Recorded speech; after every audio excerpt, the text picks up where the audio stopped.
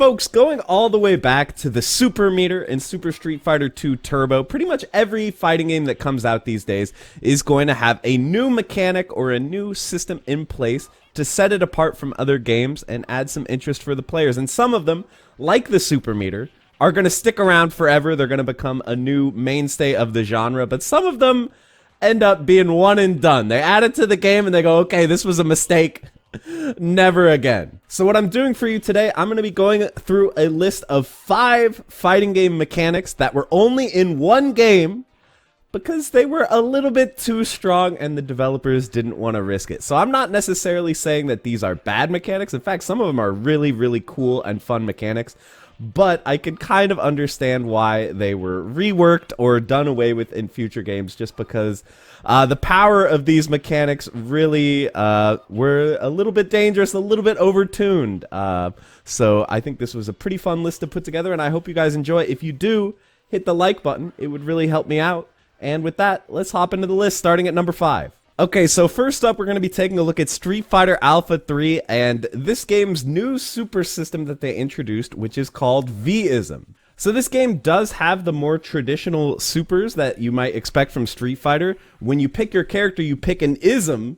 So A-ism has the more traditional supers, but the one we're interested here is v-ism. So v-ism, you activate it and then it starts draining down. And while this is draining down, you can pretty much cancel all your attacks into each other. So it's a custom combo system. And so by using this, you can start to do some really dumb stuff in terms of like infinite combos. And of course, apologies for the truly ancient footage, but there were some insane infinites that people were pulling off in tournament in this game with characters like Cody and Karen, probably the most famous, but Vega, Zangief even, Ryu, a lot of characters had juggle infinites using v-ism. So while we have seen custom combo-like mechanics return in Capcom games, for example, N-Groove in Capcom vs. SNK 2, also Yun and Yang have install supers that act kind of similar to v-ism, I don't think we're ever going to see anything quite on this level when it comes to simply deleting your opponent and enabling a lot of glitches and infinites as well. Behind the power of v-ism. So I don't think this one's coming back. So next up, we're moving over to a game that's very near and dear to my heart. It's Tatsunoko versus Capcom. So this game actually had 2 mechanics that never came back. The first is Baroque. So this allows you to cancel any attack by spending your red recoverable life, the life that's going to come back when you switch characters. So this was a pretty cool mechanic. It was maybe a little bit overpowered because later people found out that there were really, really nasty setups and unblockables and stuff that you could do using Baroque. But we're not going to talk about that one too much because I think Baroque is actually a pretty amazing mechanic. But we're going to talk about the other mechanic, Mega Crash.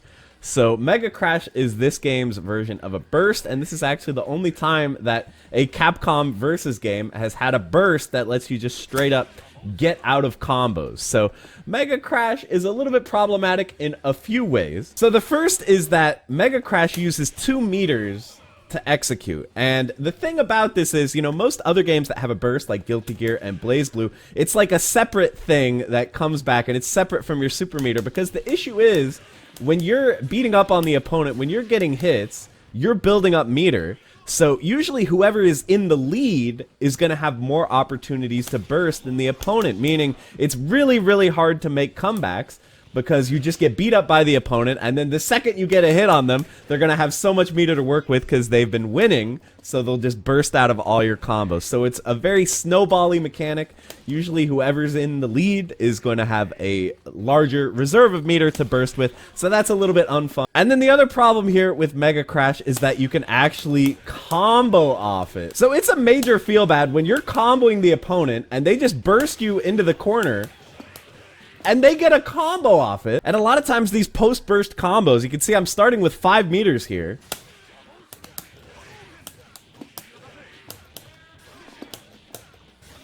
There, I had to go for the swag combo there. You can see I built up over half the burst. I'm back at 4 and change meters. So over half the meter I spent on the Mega Crash, I built back in the follow-up combo. And that's just ridiculous. It feels so bad to be punished so badly just for hitting the opponent. and having them burst you. So yes, you can bait Mega Crash using Baroque. You can sort of bait the opponent's Mega Crash out, but it's very, very difficult to do compared to the power of Mega Crash. So I think a lot of people were worried, like, okay, Marvel vs. Capcom 3 came out after Tatsunoko vs. Capcom. Are they gonna put this Mega Crash mechanic in Marvel 3 and, you know, give people a 2-meter combo breaker? A lot of people were worried about that, but they did not do that. Instead, they put in a different mechanic, which is going to be our next item on the list.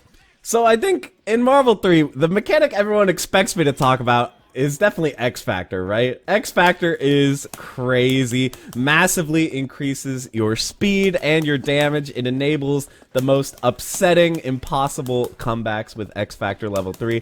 So, you know, X Factor is too easy. It's been talked about a million times how broken this mechanic is. I've even talked about it in my own videos. But today, I wanted to talk about something a little bit different, which is the Team Aerial Combo, TAC.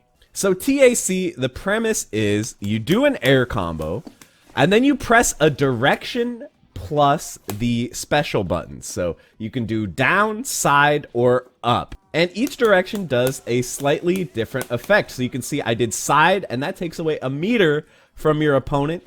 Down gives you a full meter to your gauge, and then up just gives you extra bonus damage for the rest of the combo. And then the opponent can guess. So if they press the right direction, like if they go down when you go down, if they go side when you go side, whatever, if they guess the 1 out of 3 correctly, they will break out of the combo. So it's not a true combo breaker mechanic because you kind of have to give them the opportunity. You can just choose to not use TAC and then they'll never have a chance to break it. So I wouldn't really call it a combo breaker, but it is kind of a silly mechanic. We can already see right off the bat this is like a rock, paper, scissors type thing.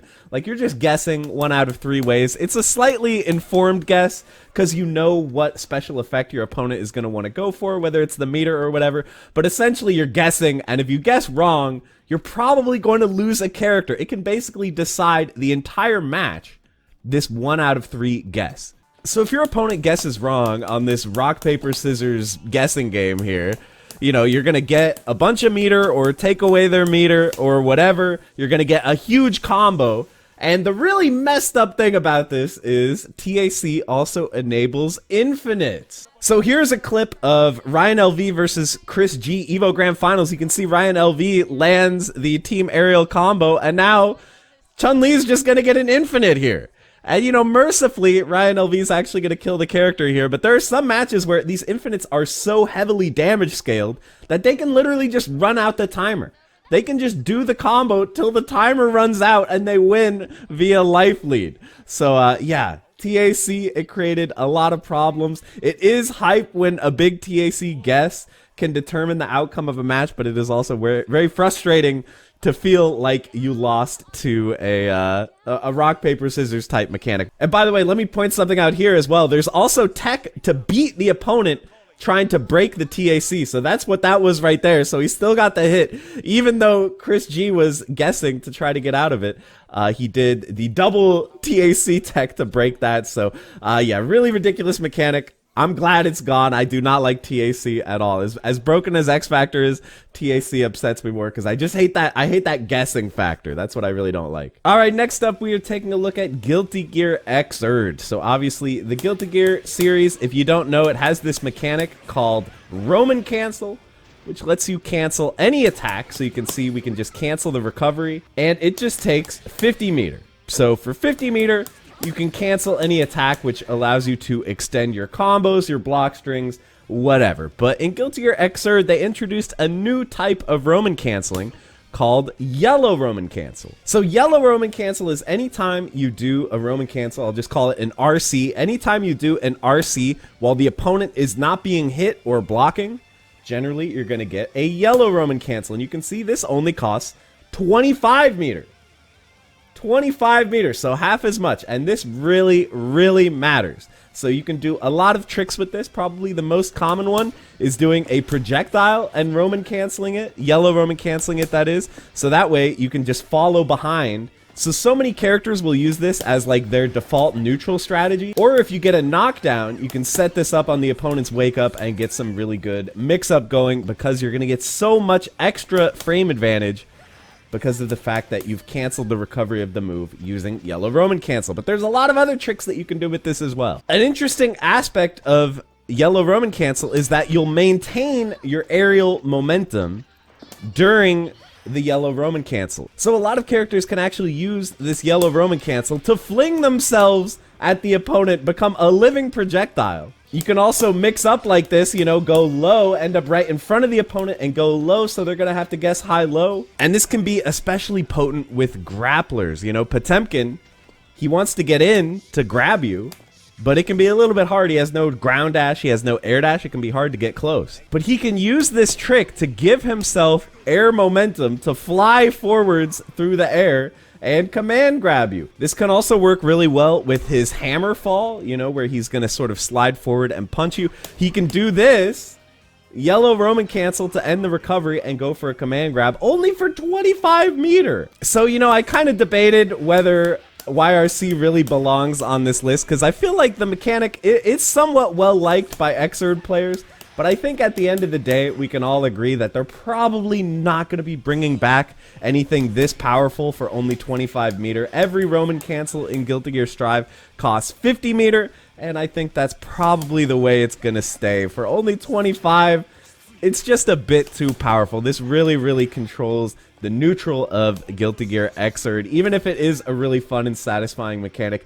to be the one using. So I think it deserves a spot on the list. Alright, and finally, fifth on the list is going to be the Hyperdrive gauge, or the HD gauge from King of Fighters 13. So this is pretty similar to the Max gauge, which exists in most KOF games, but it's most similar to the one in KOF 2001. So the main use of this meter that I want to talk about today is HD mode. So you can activate HD mode. You can see it slowly drains the meter. And while this is active, you can cancel from any special move into any other special move. So now all your special moves are going to cancel together. And you can kind of see, similar to what we saw with v-ism, custom combo type mechanics are very dangerous. There are a lot of really, really crazy combos that you can do in this mode. There are a lot of like semi-infinites as well. It's actually insane how crazy the combos can get. So here's going to be an example from Ash's trial mode. I'm actually not man enough to try this myself. I don't think I can do it. So, you know, here's the demo. Unfortunately, I wish that it would have the life bar so you could actually see how much damage this is doing, but, you know, trust me, it's a lot. Some HD combos are enough to kill a whole character if you have 5 meters, because with 5 meters, you can do max cancels while in HD mode, which you're going to see right here, which is canceling a super into a super. And it's just ridiculous. It's just insane. Here's a great example of this mechanic in action at EVO 2014 from Tokido. Watch the life bar, okay? See where his life bar is when this combo starts? This is going to be a casual 2 meter HD mode combo here with Chin. So there were a few characters that really, really took advantage of this mechanic and were able to do absolutely insane damage. Of course, it's going to kill.